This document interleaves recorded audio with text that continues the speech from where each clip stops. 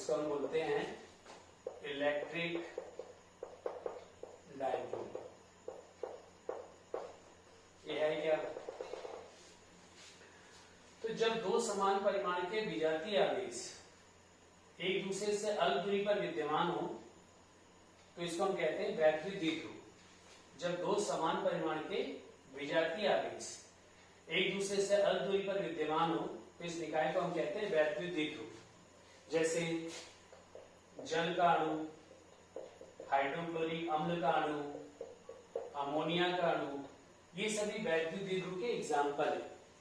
इसमें समान परिमाण के विजातीय आवेश एक दूसरे से अल्प दूरी पर विद्यमान होते हैं तो इस निकाय को हम कहते हैं वैद्युत द्विध्रुव। वैद्युत द्विध्रुव आघूर्ण, इलेक्ट्रिक डायपोल मोमेंट, ये महत्वपूर्ण है। कभी कभी 2 नंबर में पूछा भी गया है कि वैद्युत द्विध्रुव आघूर्ण किसे कहते हैं। तो वैद्युत द्विध्रुव आघूर्ण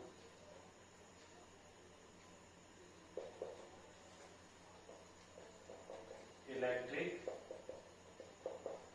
डायपोल मोमेंट।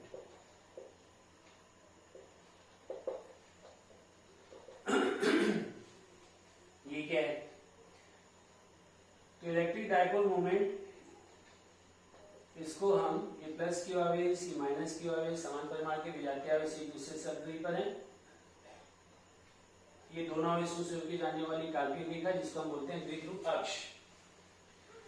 द्विध्रुव आघूर्ण को हम P से दर्शाते हैं और द्विध्रुव आघूर्ण P बराबर होता है Q इंटू ट्वाइस L। यहाँ पे ट्वाइस L क्या है? तो ट्वाइस L है ये दोनों बिंदु आवेशों के बीच की दूरी को हम कहते हैं प्रभावी लंबाई। दोनों बिंदु आवेशों के बीच की दूरी को क्या कहते हैं? प्रभावी लंबाई। तो दोनों आवेशों में से एक आवेश का परिमाण और दोनों आवेशों के बीच की दूरी के गुणनफल को ही कहते हैं वैद्युत द्विध्रुव आघूर्ण। दोनों आवेशों में से एक आवेश का परिमाण और दोनों आवेशों के बीच की दूरी के गुणनफल को वैद्युत द्विध्रुव आघूर्ण कहते हैं। ध्यान रखिए, वैद्युत द्विध्रुव आघूर्ण एक सदिश राशि है, वेक्टर क्वांटिटी, जिसकी दिशा जो है द्विध्रुव अक्ष के अनुदिश ऋण आवेश से धन आवेश की तरफ होती है। ये ऋण आवेश है, ये धन आवेश है, तो ये दिशा किस तरफ है? द्विध्रुव अक्ष के अनुदिश ऋण आवेश से धन आवेश की तरफ। तो इसका मान लिखा हुआ है वेक्टर P बराबर Q into vector twice L।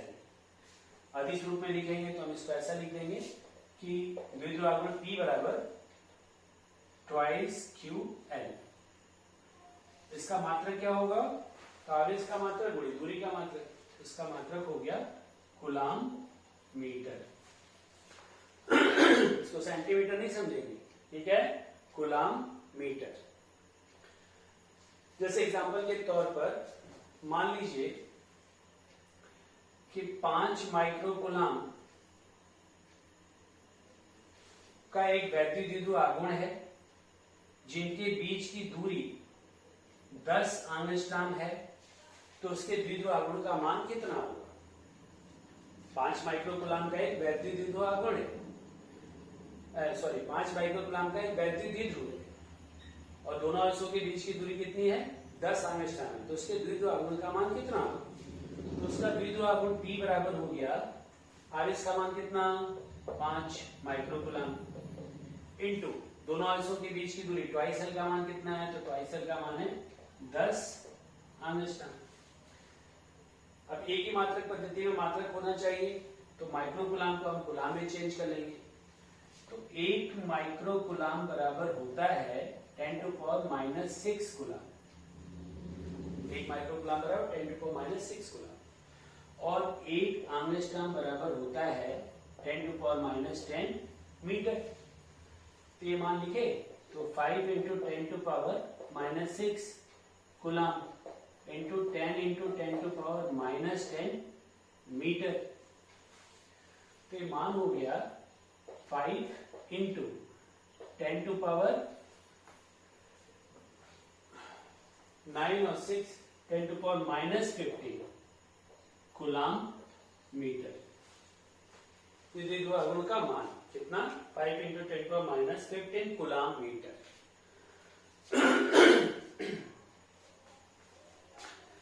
एक दूसरा न्यूमेरिकल, बिंदु आवेश के कारण तीव्रता के आधार पर से 3 नैनो कूलाम से 10 सेंटीमीटर दूरी पर विद्युत क्षेत्र की तीव्रता कितनी होगी? 3 नैनो कूलाम से 10 सेंटीमीटर दूरी पर विद्युत क्षेत्र की तीव्रता कितनी होगी? तो चूंकि बिंदु आवेश के कारण किसी बिंदु पर तीव्रता कितनी पड़े अपन, बिंदु आवेश के कारण किसी बिंदु पर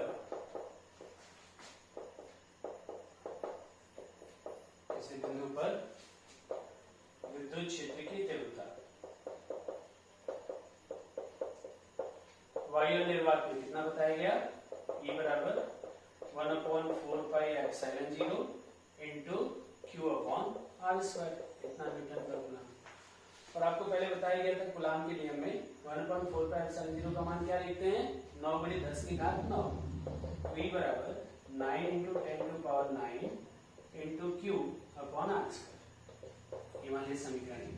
जहां Q बराबर कितना है? तो जहां Q बराबर है 3 नैनो कूलाम और 1 नैनो कूलाम बराबर 10⁻⁹ कूलाम, तो 10⁻⁹ हो गया कूलाम। 10 सेंटीमीटर, R बराबर कितना? 10 सेंटीमीटर, सेंटीमीटर को मीटर में चेंज किए तो 10, 1 सेंटीमीटर बराबर 10⁻⁻2 मीटर। तो R का मान कितना आ गया? R का मान 10⁻⁻1 मीटर। ये दोनों मान हम समीकरण 1 में रख दें तो विद्युत क्षेत्र की तीव्रता E बराबर कितना हो गया? तो E बराबर हो गया 9 × 10⁹ इंटू Q की जगह 3 × 10⁻⁻9 अपॉन R का वर्ग, तो ये 10⁻⁻1 का वर्ग। 9 × 3 27, तो 27 और 10⁻⁹ और -9 ये तो कट गया, मतलब 27 × 10⁻9 -9 और 10⁻2 ऊपर जाके हो जाएगा +2। तो तीव्रता E बराबर कितना आया? तो तीव्रता E बराबर 27 × 10⁻2 न्यूटन प्रति कूलम। लेकिन 27 को संक्षिप्तीकरण के रूप में लिखेंगे तो क्या लिखेंगे? 2.7, तो हो गया 2.7 × 10⁻³ न्यूटन पर कूलम। तो 3 नैनो कूलम आवेश से 10 सेंटीमीटर दूरी पर विद्युत क्षेत्र की तीव्रता का मान कितना आया?